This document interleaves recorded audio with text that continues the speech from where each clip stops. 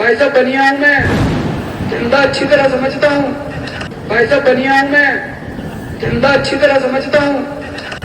मैं खुद बनिया हूँ, मैं खुद बनिया हूँ। ये बंद कराने आए थे तवाइफों के कोठा, मगर सिक्कों की खनक देखकर खुद ही मुजरा कर बैठे। ये इस राजनीति में, कलयुग की राजनीति में सत्य हरिश्चंद्र बनकर आए थे, लेकिन धन्ना सेठों के वफादार निकले।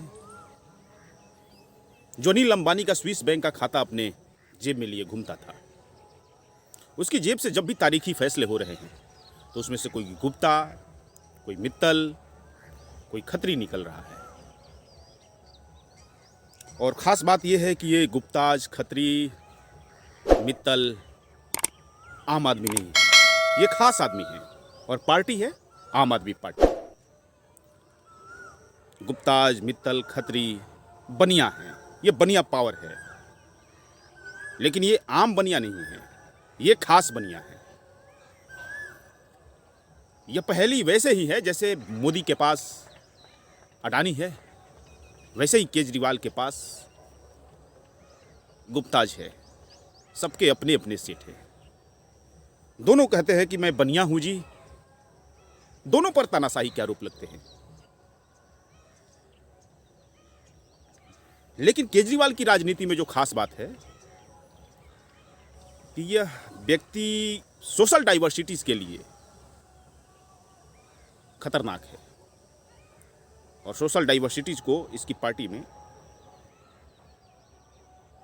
जो नुमाइंदे चुने हैं उसे जब आप देखेंगे तो लगता है कि ये सोशल डाइवर्सिटीज को डायनासोर बनाने के लिए आमादा है। केजरीवाल जो है बार बार मुनादी करते हैं कि वो बनिया हैं, जबकि इनके लिए कोई मौका नहीं होता है। ऐसा लगता है कि वे जब भी मौका देखते हैं कि वे लोगों को बता सके कि वे बनिया हैं, तो वे बताना शुरू कर देते हैं। न उनके सामने वोटों का संकट था, न उनके सामने कोई राजनीतिक चुनौती थी, फिर भी वे बार बार अपनी जाति कार्ड खेल देते हैं। ऐसा क्यों कर रहे हैं? उत्तर भारत की राजनीति में भी जो जातीय राजनीति के लिए बिहार और उत्तर प्रदेश जो बदनाम है, वहां के भी किसी नेता ने कभी इस तरह से जाति कार्ड नहीं खेला। गाहे बगाहे कोई अपनी जाति का वास्ता एक बार देता है तो उसके सामने एक तर्क होता है, एक मौका होता है। लेकिन केजरीवाल जो हैं, बार बार इन्हें कहना पड़ता है, भाई साहब बनिया हूं मैं बनिया हूं। धंधा अच्छी तरह समझता हूं। तो केजरीवाल की राजनीति को आप इग्नोर नहीं कर सकते, क्योंकि केजरीवाल तेजी से आप पार्टी के माध्यम से पंजाब, उत्तराखंड, गुजरात होते हुए पूरे देश भर में छा जाएंगे। तो उनकी राजनीति पर आपको चर्चा करना होगा। देखिए, 1970 के दशक में कांग्रेस हुआ करती थी, जब अधिकतम प्रदेशों में स्वर्ण मुख्यमंत्री हुआ करते थे, स्वर्ण में भी ब्राह्मण ज़्यादा थे। 70 के दशक की बात कह रहा हूँ, आप उस समय की सूची उठाकर देख लीजिए। लेकिन कांग्रेस ने बाद में की राजनीति में खुद को बदला और कांग्रेस में एक सोशल डाइवर्सिटी आई। तब जाकर समाजवादी पार्टियों के आगे, जनता दल जैसी पार्टियों के आगे कांग्रेस टिक पाई, वरना कांग्रेस नहीं टिकती। लेकिन केजरीवाल की राजनीति में सोशल डाइवर्सिटीज देखने को नहीं मिलता है।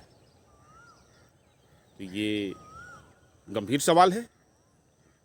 आप दुनिया के सबसे विकसित देशों में भी देखिए, अमेरिका को ही हमारे देश में पैमाना माना जाता है, वहां भी तमाम संस्थानों में सोशल डाइवर्सिटीज का ख्याल रखा जाता है।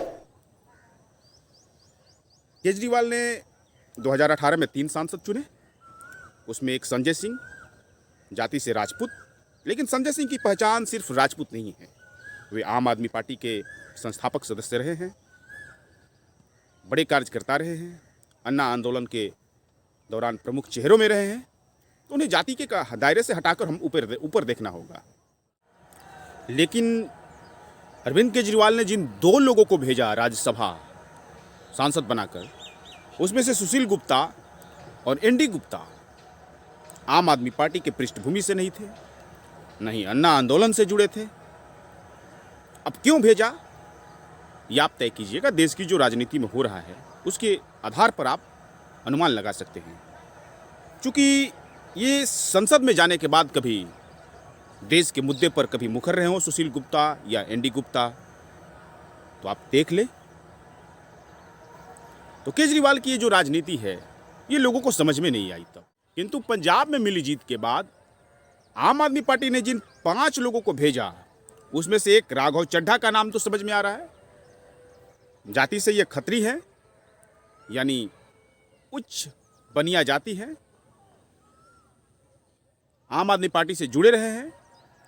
पंजाब में इनकी जीत की पंजाब में आपकी जीत में ये प्रभारी थे, इनकी मुख्य भूमिका मानी जाती है। इनकी दावेदारी तो समझ में आ रही है। दूसरा बताया जा रहा है नाम जो है संदीप पाठक, छत्तीसगढ़ के ब्राह्मण हैं, आईआईटी दिल्ली में पढ़ाते हैं, प्रोफेसर है वहाँ। आम आदमी पार्टी का चाणक्य बताया जा रहा है इन्हें। इनकी भी दावेदारी चलो समझ लें।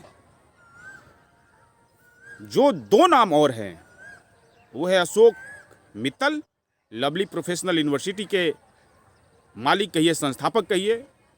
बहुत महंगा यूनिवर्सिटी है जिसमें आम आदमी अपने बच्चों को पढ़ा नहीं सकता है।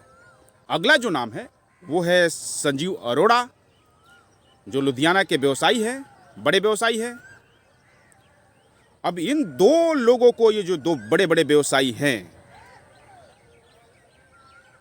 संजीव अरोड़ा और अशोक मित्तल, इन लोगों को आम आदमी पार्टी ने किस कारण से राज्यसभा में भेजा है? क्या उसी कारण से भेजा है, वही काम करने के लिए भेजा है जो दिल्ली में एनडी गुप्ता और सुशील गुप्ता को भेजा था? ये तो समय बताएगा और ये केजरीवाल ही जानते होंगे। इसके अलावा 5वां नाम हरभजन सिंह का है। ये क्रिकेटर है, पंजाब में चूंकि खिलाड़ियों की बड़ी भूमिका रही है तो इनकी भी दावेदारी समझ में आती है। लेकिन ये जो 2 नाम हैं, इनकी खास बात है कि ये बनिया हैं, व्यवसायी हैं। शेष भूमिका आगे देखने को मिलेगी। पंजाब में दलितों की आबादी 32% है, ओबीसी की आबादी 15% है। लेकिन माइनॉरिटी को छोड़िए, 2% है लगभग। पंजाब में 2% के आसपास माइनॉरिटी है। लेकिन इन लोगों को केजरीवाल ने प्रतिनिधित्व राज्यसभा में दिया ही नहीं। तो ये छोटी बात नहीं है, ये बड़ी बात का इशारा कर रहा है। दिल्ली चुनाव से लगा कि आम आदमी पार्टी की, दिल्ली में जो राज्यसभा के चुनाव हुए उससे लगा कि आम आदमी पार्टी की कलई खुल रही है। लेकिन पंजाब में तो इनकी कलई पूरी तरह से हट चुकी है। एक हरभजन सिंह को भेजा जो 5वें हैं, वे क्रिकेटर हैं।